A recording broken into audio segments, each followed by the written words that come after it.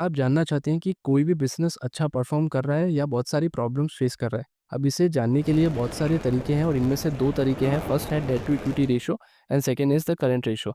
पहले हम date to equity ratio की बात करते हैं। ये बताता है कि कंपनी ने कितना डेट यूज़ कर रही है to finance its operation compared to its equity.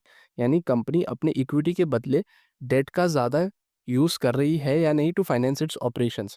अब इसका फ़ॉर्मूला ये है और अगर हम एग्ज़ाम्पल से समझें तो मान लीजिए कंपनी के पे 5 लाख रुपए का कर्ज़ा है और कंपनी ने 2.5 लाख रुपए इक्विटी के डाल रखे हैं कंपनी के अंदर।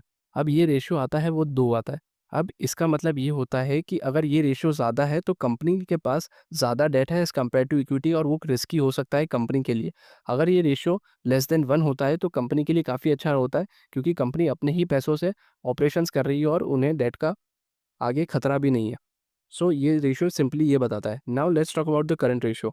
अब ये बताता है कि कंपनी क्या अपने शॉर्ट टर्म बिल्स या शॉर्ट टर्म लायबिलिटीज़ को फुलफ़िल कर सकती है या नहीं। अब इसका फ़ॉर्मूला ये है और अगर इसे हम एग्ज़ाम्पल से समझें तो मान लीजिए कंपनी के पास 1 लाख रुपए के करंट एसेट्स हैं और 50,000 की करंट लायबिलिटीज़ है।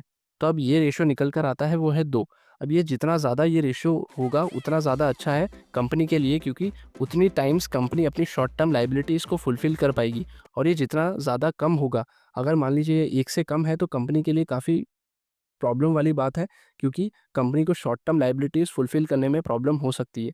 सो इन 2 रेशियो की हेल्प से आप ये पता लगा सकते हैं। Now wrap up it. Debt to equity ratio बताता है कि आपका रिस्क लेवल क्या है, वहीं करंट रेशियो आपको बताता है कि कंपनी की शॉर्ट टर्म हेल्थ क्या है। Thanks for watching.